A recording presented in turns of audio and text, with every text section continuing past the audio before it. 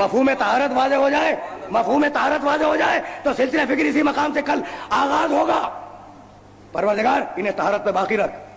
خاندان خاندان طہارت ہے، خاندان خاندان عصمت ہے، اگرچہ عصمت کبریٰ مخصوص تھی فقط 14 کے لیے، مخصوص تھی نا 14 کے لیے عصمت کبریٰ، لیکن جب ابو الفضل عباس میدان کی طرف جانے لگے تو آپ جانتے ہیں حسین ابن علی نے آیت کیا تلاوت کی؟ میں یہ جملہ عرض کروں کہ حق کے تلاوت آیات ظاہر ہے کہ معصوم ہی کے لیے مخصوص ہے، تلاوت آیات کا حق کوئی بنی ہاشم کی فرد ایسی نہیں ہے کہ جب وہ میدان میں نہ گئی ہو تو حسین نے کوئی نہ کوئی آیت نہ پڑھی ہو۔ نہیں، اپنی زندگی کے ہر لمحے میں ایک آیت پڑھی ہے، مدینے سے نکلتے وقت آیت پڑھی، مکے میں وارد ہوتے وقت آیت پڑھی، مکے سے نکلتے وقت آیت پڑھی، کربلا پہنچنے کے بعد آیت پڑھی، ایک ایک شہید جاتا رہا آیتیں پڑھتے رہے۔ جب ابو الفضل عباس چلے تو جانتے ہیں آیت کون سی پڑھی؟ وہی آیت جو کل میں آپ کی خدمت میں عصمت کی دلیل کے طور پہ پیش کر رہا تھا، من المؤمنین رجال صدقوا ما عهد الله علیہ فمنهم من قضى نحبه ومنهم من ينتظر وما بدلوا تبدیلا۔ مومنین میں ایسے رجل ہیں کہ جو انہوں نے عہد کیا تھا اللہ سے اس عہد کو پورا کر دکھلایا۔ یہ ہے مقام عصمت عباس، یہ ہے مقام عصمت عباس۔ عقیل میرے لیے ایک بیٹی کا، ایک عورت کا انتخاب کرو، ایک خاتون کا انتخاب کرو، لتلد علی غلاما فارسا، تاکہ وہ میرے لیے بہادر بیٹا پیدا کرے۔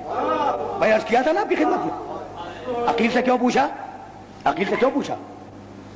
کہہ چکا ہوں اس لیے کہ عقیل کے دل میں بھی تمنا پیدا ہو جائے کہ میرے یہاں بھی ایک بیٹا پیدا ہو اور وہ حسین کے کام آئے۔ تو عقیل کے گھر میں مسلم پیدا ہوئے، علی کے گھر میں عباس پیدا ہوئے، اور خدا کی قسم عجیب بات یہ ہے کہ دونوں کی دو نشانیاں ہیں اور دونوں مجلس میں موجود ہیں۔ کون سی ایسی زیارت ہوگی، مجلس ہوگی جس مجلس کے بعد زیارت نہ پڑھی جاتی ہو اور انگلی سے اشارہ نہ کیا جاتا ہو؟ یہ انگلی کا اشارہ سنت ہے مسلم کی۔ اسی لیے مستحب ہے کہ جب زیارت پڑھی جائے تو انگلی سے، کلمہ شہادتین والی انگلی سے اشارہ کیا جائے، یہ سنت ہے مسلم کی۔ اور کون سی ایسی امام بارگاہ ہوگی جس میں عباس کا علم موجود نہ ہو؟ یہ نشانی ہے ابو الفضل عباس کی۔ شادی ہوئی، ام البنین سے علی کی شادی ہوئی۔ جب سواری دروازے پہ آئی، دلہن ہے نا ام البنین، جب سواری دروازے پہ آئی تو بنی ہاشم کی ساری بزرگ عورتیں دلہن کے استقبال کے لیے آ کے کھڑی ہو گئی۔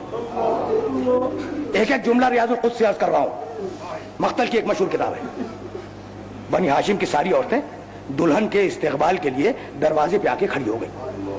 سواری بٹھلائی گئی، ناقے سے ام البنین اتری، عورتیں بڑھی استقبال کے لیے۔ اب جو عورتوں نے دیکھا تو دیکھا کہ ام البنین کسی کی طرف مخاطب نہیں ہے، قریب گئی چوکھٹ کے، چوکھٹ کو بوسہ دیا۔